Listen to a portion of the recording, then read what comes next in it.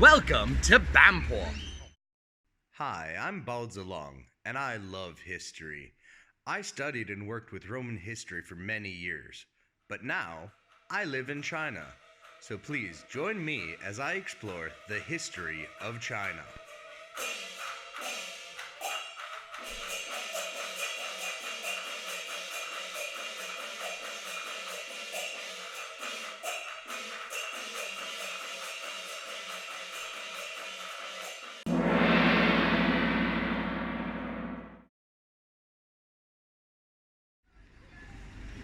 How old is China? It's an easy question to ask, but a very hard question to answer. If someone says China is 70 years old, they're not wrong. If someone says 100 years, they're not wrong. In fact, I've heard the phrase 5,000 years of written history and 7,000 years of culture. So, to begin with, I'm going to look at the older of the two extremes. This is what brings me here to a place called Banpo. Discovered in 1953 just outside of Xi'an, Banpo dates to around 6,700 to 5,600 years old. It's a Neolithic or late Stone Age village belonging to the larger Yangshao culture, which existed all along the Yellow River area. The remains of several animals have been discovered at Banpo site, including these, which include deer, vole, and other animals. The thing is, though, that these animals were never domesticated, so it's evidence actually more of a hunting society rather than domesticated animals. Spinning wheels and bone needles have been discovered at the site. This points to evidence of actually using hemp as a product for producing clothing, as can be seen at this diagram here. Here we can see a reconstruction of some of the hand tools that the Banpo people used, including hoes, axes, and even spades. Rudimentary agriculture definitely existed, as can be seen through the burnt millet remains here, as well as remains from domesticated dog and pig. The simple fact is that a majority of the people at Banpo were still hunter-gatherers in essence, finding things such as snail shells, as well as the remains of various nuts and grains found wild, as well as remains of fishing equipment ranging from hooks and weights for nets, all the way to stone balls used to incapacitate animals while hunting. As can be seen by the wonderful diorama behind me, the society here was both hunter-gatherer, hunting, as well as basic agriculture. It's a wonderful exhibit here. You can see the rudimentary agriculture with the picture of the village behind it. But also in the corner, as I go around, you can see the hunters off in the distance trying to hunt prey near the river. Life in Banpo is not just a grim fight for survival as I'm making it sound. In fact, evidence points to quite the contrary. Here we can see numerous different adornments, necklaces, bracelets that the people in Banpo would have worn. So there was, in fact, actually quite a bit of luxury involved in society rather than just simply fighting for survival. The people of Banpo were prolific ceramic makers, and there was quite intricate detail, as you can see on this amphora here. The amphora itself is actually quite interesting. Many archaeologists have speculated as to why it has a pointed bottom, but the fact is that it was actually probably more stable than a flat bottom when put in the dirt, point first. And here we can see different steamers, which shows that they actually use their ceramics in cooking as well as just simply storage.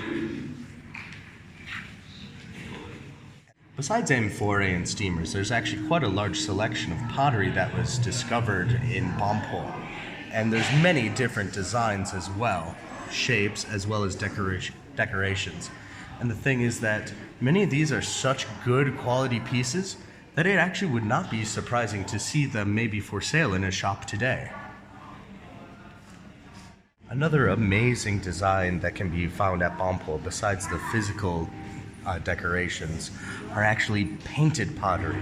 There are numerous design styles that can be found in Banpo. Most of them tend to be animals, geometric, or even pictures of faces. And this actually brings to a very fascinating point.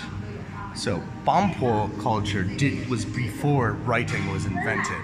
Many people say that writing was invented during the Shang dynasty. But the thing is that there's actually been discovered in some of these pottery rudimentary marks that may have been a form of writing. So that evidence of writing is actually right behind me here. These potsherds have different marks on them ranging from up arrows, the English letter K, lines, X's, perhaps even the Greek letter pi.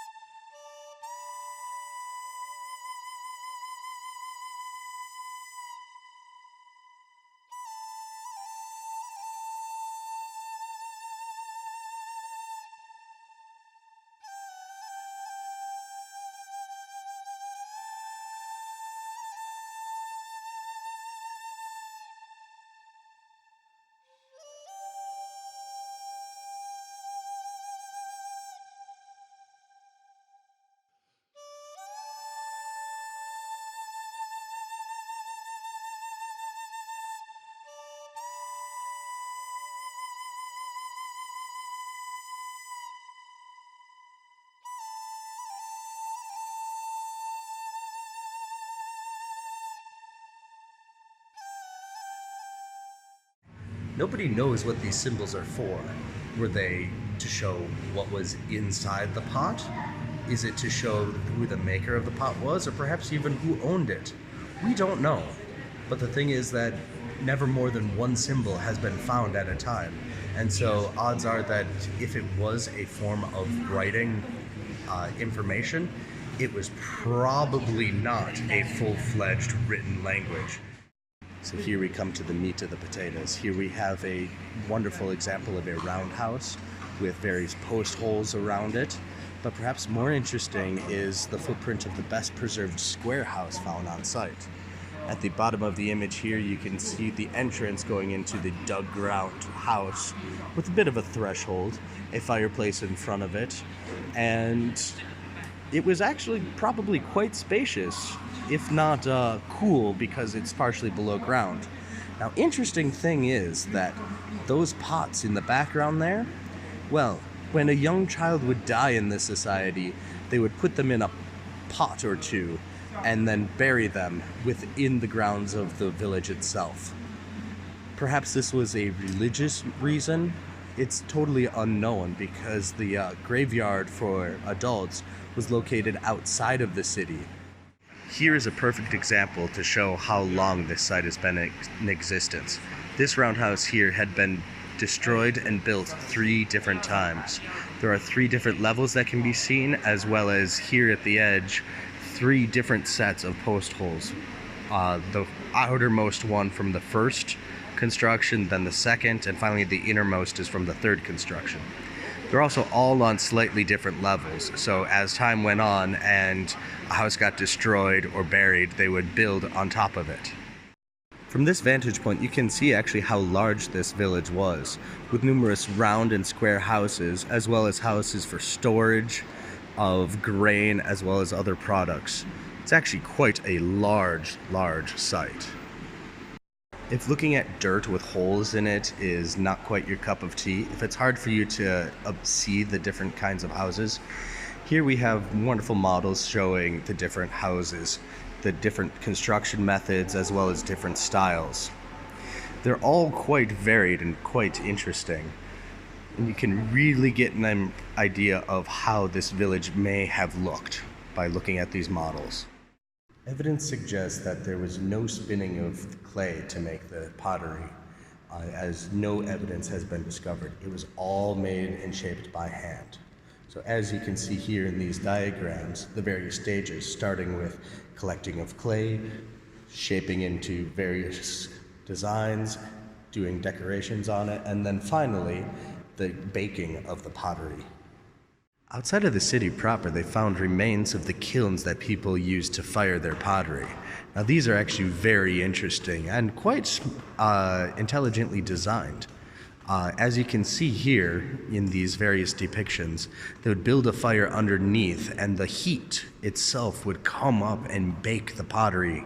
So that way they didn't have to worry about burning the clay itself. Here I am at the Changhe River. It is a tributary of a tributary of a tributary of the Yellow River, but that's all part of the Yellow River Valley area. This in fact is the river that was seen in the background of the mural, the one where the hunters were going along its shore looking for prey. Now, it's changed quite a lot since then. Obviously, it's considerably overgrown and the water level has gone down a lot, but in the springtime it still floods up. Now, I came here mostly to think about how Banpo fits in the larger picture of Chinese history. The earliest dynasty in China is the Xia dynasty. Itself is a semi-legendary dynasty, they say.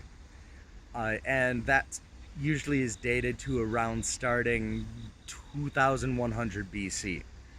But that still leaves like 2,500 years from the end of Banpo to the start of the Xia. So what happened in that interim time? Well, there are legends and stories about the time before Xia. It's a time where there was a group of people called the Three Sovereigns and Five Emperors. Now the five emperors themselves are semi-god-like, with the first one being Huangdi, the Yellow Emperor, who's said to be the ancestor of all Chinese people, as well as Yandi, the Red Emperor, who taught people metallurgy and writing.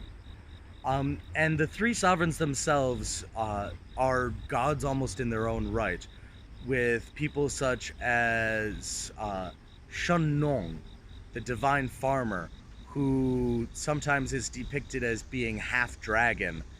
He invented agriculture, he invented traditional Chinese medicine, he invented acupuncture, he discovered tea, and he gave all of these to the Chinese people.